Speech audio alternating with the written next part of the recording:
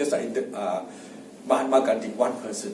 Now with a group, we are more powerful than Mahatma Gandhi alone. We have a group of committed and thoughtful individuals here. True? So let's start this movement. So send this to me. I will update you the new ideas and all that to this group. We are committed, fully committed to nation building. Right. Are you not proud to be that? Yes. Now let me share some of the things I've done, and then perhaps you spend a few minutes to share what you can do.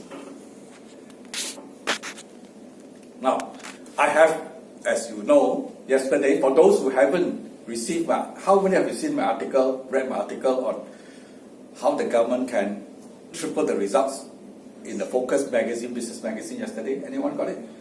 You not? You sent that message to me. I sent it to you as well. Okay, for those. Right. Number two, I have been interviewed on national TV on Merdeka Day. How many of you have watched that? I can send that link to you. It's recorded on YouTube. All right. And I have a totally new concept of Merdeka celebration, where everyone can participate, and everyone can benefit. You want to listen to that? Yes. All right. It's about 20 minutes. In fact, I have now made arrangements with this private TV station to do a series of talks. Right? Maybe some of you can contribute later. Right? So these are very things through communication.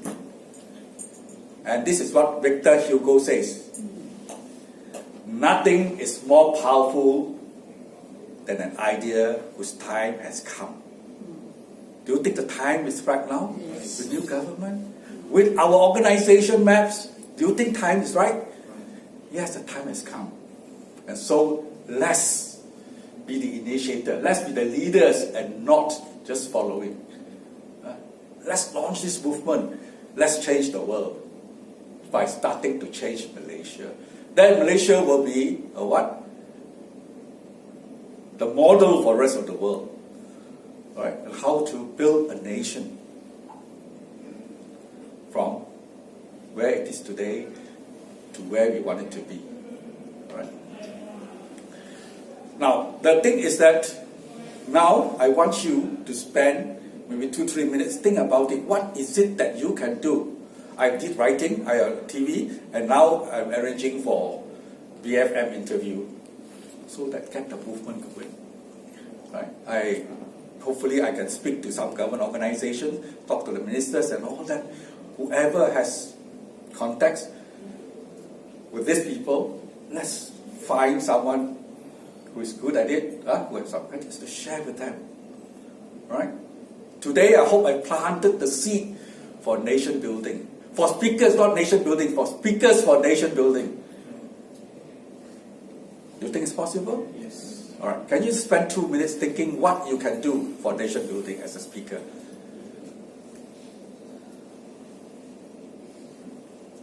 Just a few moments of quietness.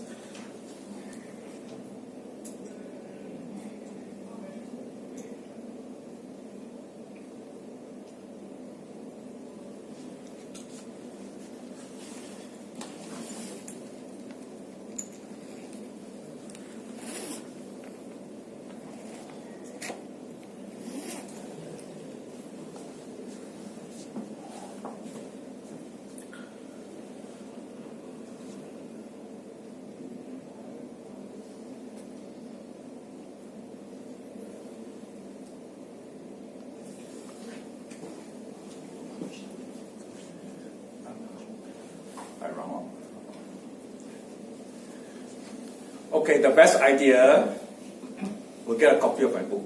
Worth 50 ringgit. Okay? Alright, anyone ready to share your idea? What you can do for nation building? Anyone? Yes, sir. As a speaker, what I do is whenever I conduct training program in whatever skill that they want, I want to be sharing with them my values that relate to living in community, in society, values that makes it easier for a human being to live with other human beings. So that's something that I can do, that I've always been doing. Yeah, good. Thank you. What essentially he says, if I'm thinking about that too, is that incorporate nation building into your training. right? The mindset and all that thing. Masuki did a great job, isn't it? That is the way you should go. Whatever training you do, at the end, you say, what can you do for nation building? All right. Okay, any more? Yes, sir. What I do is basically, we do youth leadership programs. But what I realized something is, people our age need to show the young people that they need to contribute to the nation by being actively involved in either volunteerism or something, so that the young people, when they see us, they can copy us. This is what I do at home anyway. So my son, I get him to volunteer for things. My daughter also gets to help. So one thing that we really need to do, show the younger generation what to do, so that the younger generation will take over us in nation building. Okay, thank you. Very good. Okay, two more before we close. Yes, sir. Yes, madam. Yeah, madam. Yeah, on my part, I feel when we talk about a nation, it really has to be inclusive. Yeah. And I'm not just talking about gender diversity, I'm talking about all, whether minorities in terms of a particular sect or in terms of economic status. People feel sidelined sometimes that this policy doesn't really take them into account. So I feel that getting that awareness going, that everybody is part of the nation, and of course you can't do a policy as a catch-all for everybody, but there must be something in the bucket for everyone. Then you're truly actually moving the nation collectively. Everyone, if a chariot moves, if someone makes a small step and a big step, it's going to make a difference. But if someone doesn't make a step and gets left behind, then what nation are we building? We're building only a portion of the nation. So I feel that getting the awareness going, that all minorities and the inclusion is very important in terms of policies and planning. Can you be more specific in one specific action? All those are generic, Sure. but can you say one thing that you can So do? then let me go back to an area that I'm very comfortable with, which is women. In the 80s, I was part of this international team that was, because the women's movement was very big at that time. And I know as women, people begin to think like, oh, feminism, and but then feminism is part of our lives. So what I'm talking is, at that time, what we did was actually media images that were going out, always until today, sadly, it's gone backwards. It's like always showing women as the caretaker of the family, and that tells them their role is defined. But now it goes beyond that, because it's like telling a child, don't see yourself in the scope. So as you put out media messages, for instance, put out something that's including them into a new role. So when you begin to see, you begin to aspire. Okay. You begin to aspire, then you begin to actually achieve. So in things like that. Okay. Actually showing Images. them it's possible by putting out, that's Images, the area, awareness. Yes. Okay, thank you. One last one. Yes, sir. Okay, my idea is to actually, I think every one of us have story to tell, and most of the time we don't really tell our stories publicly. In today's world, we have social media, we have a lot of platforms. We have YouTube, we have LinkedIn, Facebook, Instagram. So what actually all of us can do, instead of being a speaker at when we are paid, then only we tell our stories. Why not we tell our stories consistently on a daily basis? Small challenges that we can overcome that actually will inspire a lot of people. Sometimes some of our stories actually we don't know who will be impacted. So if we have more connections, I think we can make a ripple effect of inspiration, and at the same time we also inspire other people to also tell their stories. Because of most of the time, why people are afraid to tell their stories is because of people.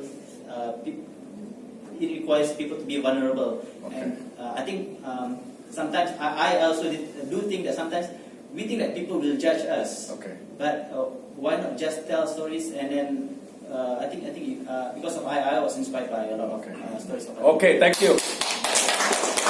So, if you don't mind, I select the winner. All right. Johan, he lists his name. Because it's very specific, and storytelling is the best, because people can relate to it, not abstract ideas. Abstract, people cannot relate to it. But you say real story, that will make a change. And in this room, we have really discovered 4 people who can contribute to nation building. True or not? Give them a 4.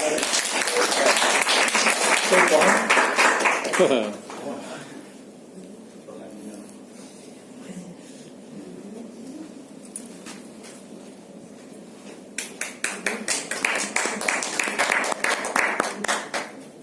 Okay. Okay. Thank you. I will end end by just this one quotation. I think all of you have heard this quotation before. By President John F. Kennedy. What is it? Don't ask what the country can do for you. Ask What you can do for your country. All right, with that, I end this session. Thank you very much.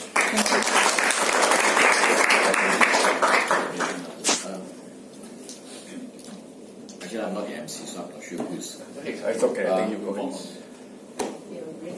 Yeah, I think there's a break. So let's have a 10 minutes break, then we'll start the AGM. Yes. I have something to advise Dr. Yu Kim Kyung. I feel like crying.